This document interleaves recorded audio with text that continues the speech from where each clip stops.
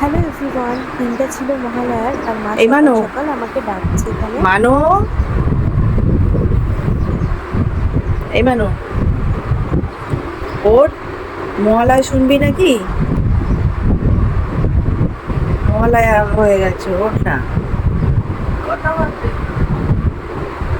5টা বাজে। Good morning.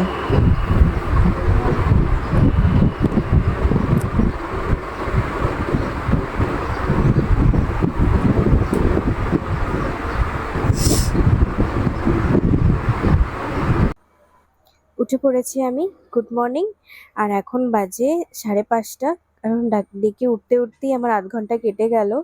আর এখানে হালকা হালকা আলো ফুটে গেছে, চলুন বাইরেটা বেরোই, দেখবেন। এই যে দেখুন। আর কদিন পর থেকে কিন্তু এখানে আস্তে আস্তে সকালটা দেরিতে হবে। এখানে তখন প্রায় 7টা থেকে 7:15-র মধ্যে সকাল হয়।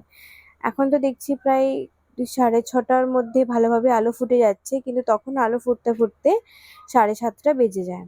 আর এই দেখুন গাছগুলো বৃষ্টির জল পেয়ে বেশ ভালোই তরতাজা হয়ে উঠেছে এখন। আর এখানে হচ্ছে মায়ের লঙ্কা গাছ। আর এই যে আপনাদের বলেছিলাম না, আমাদের বিল্ডিং এর পাশে মানে এই সেম জায়গাতে কাজ চলছে। এই দেখুন, এখান থেকে হয়তো আমি ভালোভাবে বোঝাতে পারছি না। আর এই যে গাড়িটা, বাপ রে বাপ, এটাকে দেখলেই আমার এত ভয় লাগে না। এরকম লম্বা মতো উঁচু গাড়িটাকে, উফ বাবা, দেখলেই শরীরটা কিরকম হয়। আর আমাকে না পুরো মনে হচ্ছে আমি একটা পাখি আর একটা খাঁচার মধ্যে বন্দি হয়ে আছি। তো এই ব্যালকানিতে বেরিয়ে যখন আমি এটা দেখি না, তখন দেখলেই আমার ভয় থেকে এরকম হয়ে ওঠে। আর যাই, আমি এখানে ফ্রেশ হয়ে নিই। আজকে আমি একটু যাবো সিদ্ধিবিনায়কে। দিনটাও ভালো আছে আর আমার কিছু দরকারও আছে ওখানে। তো চলুন বেরিয়ে আপনাদের সাথে আবার দেখা হবে। এই যে আমি বেরিয়ে গেছি, আমি একাই আজকে সাহস করে বেরিয়েছি, কেউ নেই আমার সাথে। আর এই যে মুখটাকে ঢেকে পুরো আতঙ্কবাদীর মতো আমি বেরিয়ে পড়েছি। কারণ বাইরে যা রোদ আর ধুলো, তার মধ্যে এইভাবে মুখ ঢেকে না বেরোলে পুরো ট্যান তো পড়বেই, আর ধুলোতে পুরো মুখটা আমার 12টা বেজে যাবে। আমার এটা না ঢাকলে পুরো সানবার্ন হয়ে যায় একদম ফেসটা।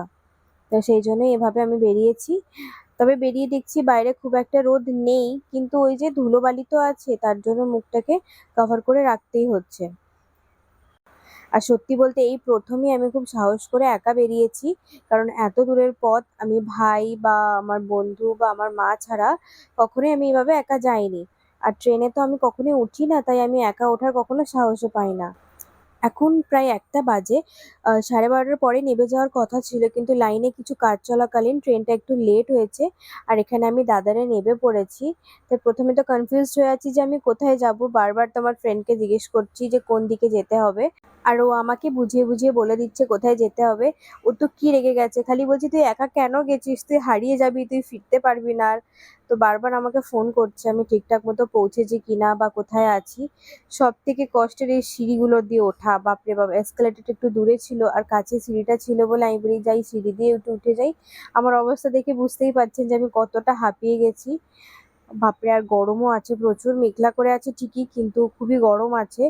তার জন্য আরো মাথা খারাপ হয়ে যাচ্ছে এখানে।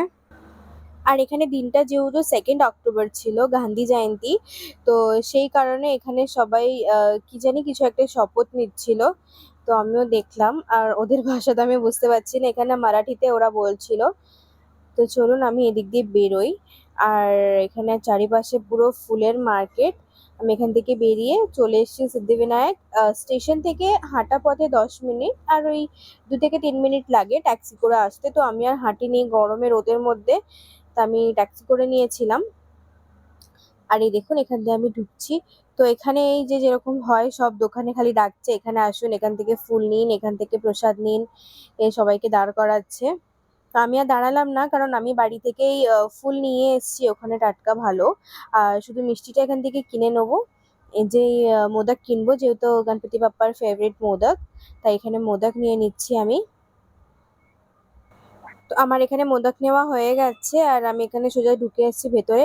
আর ভিড় দেখে তো আমার পুরো মাথা খারাপ। এর আগে যতবারই দুপুরের টাইমে এসেছি, প্রায় বেশ ফাঁকা ফাঁকাই হয়ে গেছে। আর আজ যেহেতু বুধবার ছিল, গণপতি বাপ্পার বার ছিল, তো সেই জন্যই হয়তো এতটাই ভিড়। আমার তো ভাবছি যে কখন শেষ হবে, কখন যাব। তো দেখছিলাম প্রায় মোটামুটি তাড়াতাড়ি লাইনটা পাস হয়ে যাচ্ছে, কিন্তু এই যে জিগজ্যাগ লাইনগুলো থাকে না, ওটাই খুব বিরক্ত লাগে, যে এই জিগজ্যাগ গুলো দিয়ে যাওয়া। এই দেখুন কত লোক লাইন দিয়ে আছে।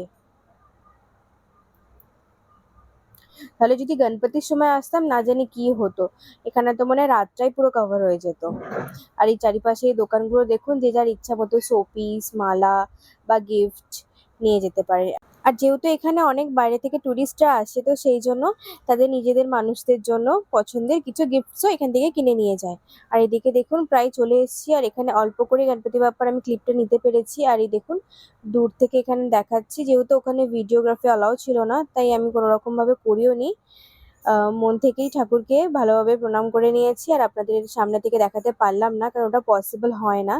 আর এখানে আমি নিচ্ছি যে মহাপ্রসাদ, মহাপ্রসাদের জন্যও লাইন দিয়েছি। এই যে দেখুন মহাপ্রসাদ এগুলো, এই মহাপ্রসাদটা খেলে মানে এত মন ভরে যাবে, যেরকম সুন্দর খেতে। আর সত্যি কেন জানি না খেলে খুবই ভালো লাগে। আর এখানে মহাপ্রসাদ কালেক্ট করে আমি চলে এসেছি বাইরে।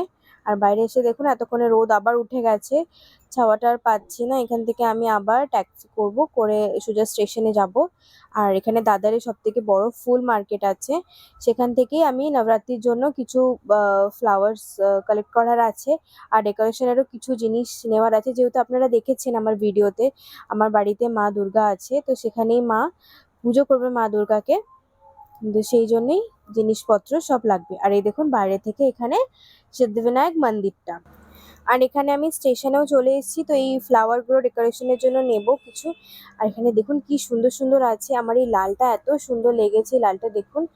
ফোনে হয়তো অতটা বোঝা যাচ্ছে না, বাট সামনে থেকে এটা এত সুন্দর লাগছিল। তো চলুন আমার যা যা নেওয়ার আমি নিয়ে নিই, ফোনটা আর ধরতে পারছি না কারণ এখানে প্রচুর ভিড় আছে। তাই আজকের মতো ভিডিওটা আমি এখানেই শেষ করলাম। ভালো লাগলে একটা লাইক আর একটা শেয়ার করে দেবেন।